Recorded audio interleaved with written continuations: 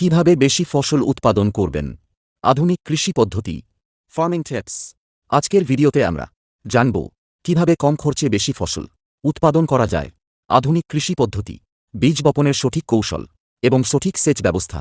আপনি যদি কৃষিকাজ করেন বা কৃষি সম্পর্কে জানতে চান, তাহলে এই ভিডিওটি আপনার জন্য খুবই গুরুত্বপূর্ণ। এক, মাটি প্রস্তুতি। ভালো ফসলের প্রথম শর্ত হল ভালো মাটি প্রস্তুতি। জমি ভালোভাবে লাঙল দিতে হবে। আগের ফসলের অবশিষ্ট অংশ পরিষ্কার করতে হবে।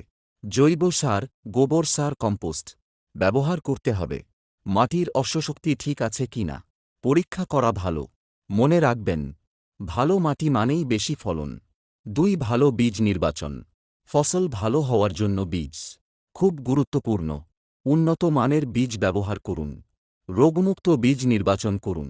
সরকারি কৃষি কেন্দ্র থেকে বীজ নেওয়া ভালো। বীজ শোধন, সিড ট্রিটমেন্ট করতে হবে। খারাপ বীজ মানেই কম উৎপাদন। 3, সঠিক বপন পদ্ধতি। বীজ বপনের পদ্ধতি ঠিক না হলে ফলন কমে যায়। সারি করে বপন করলে ফলন বেশি হয়। সঠিক দূরত্ব বজায় রাখতে হবে।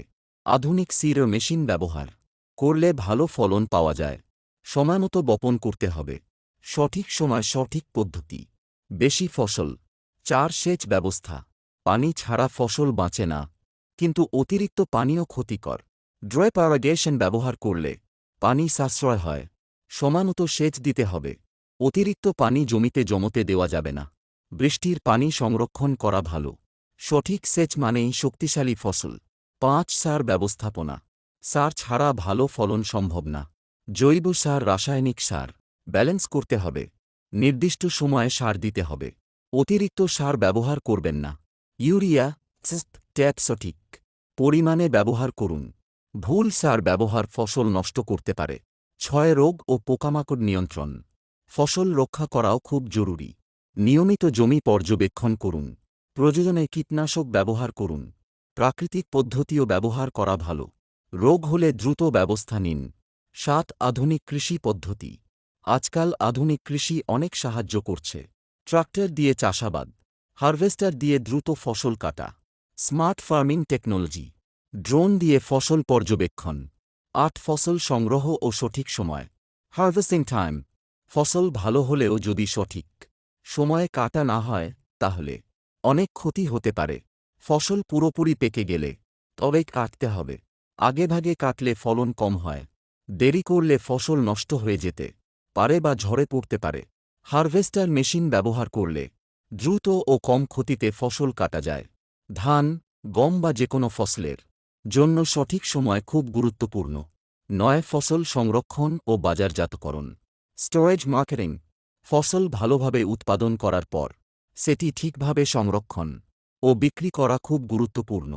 ফসল শুকিয়ে প্রপার ড্রাইং, তারপর সংরক্ষণ করতে হবে। সঠিক গুদাম বা স্টোরেজ ব্যবহার করতে হবে। আর্দ্রতা বেশি থাকলে ফসল নষ্ট হয়ে যেতে পারে। পোকামাকড় থেকে রক্ষা করার ব্যবস্থা নিতে হবে। বাজারজাতকরণ, মার্কেটিং। সঠিক সময় বিক্রি করলে বেশি দাম পাওয়া যায়। স্থানীয় বাজার, অনলাইন কৃষি বাজার ব্যবহার করা যায়। মধ্যস্বত্বভোগী কমালে লাভ বেশি হয়। শুধু উৎপাদন নয়, ভালোভাবে বিক্রি করাও কৃষকের লাভের জন্য খুব জরুরি। 10, উপসংহার চ্যানেল গ্রোথ, ভবিষ্যৎ, ফিউচার। তো কৃষক ভাই ও বোনেরা, আজকের ভিডিওতে আমরা জানলাম কিভাবে বেশি ফসল উৎপাদন করা যায়। আধুনিক চাষাবাদ পদ্ধতি, বীজ বপন, সেচ, সার, রোগ নিয়ন্ত্রণ এবং ফসল সংরক্ষণ ও বাজারজাতকরণ। 11, আধুনিক প্রযুক্তি ও স্মার্ট ফার্মিং। স্মার্ট ফার্মিং আজকের দিনে কৃষিকাজ শুধু হাতের কাজ নয়, এখন প্রযুক্তির ব্যবহারও খুব গুরুত্বপূর্ণ। ড্রোন ব্যবহার করে জমির অবস্থা দেখা যায়। মোবাইল অ্যাপ দিয়ে আবহাওয়ার তথ্য জানা যায়। অটোমেটিক সেচ, স্মার্ট ইরিগেশন সিস্টেম ব্যবহার করা যায়।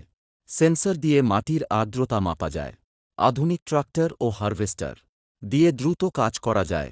এই প্রযুক্তিগুলো ব্যবহার করলে কম খরচে বেশি উৎপাদন সম্ভব। Extra line impact ending.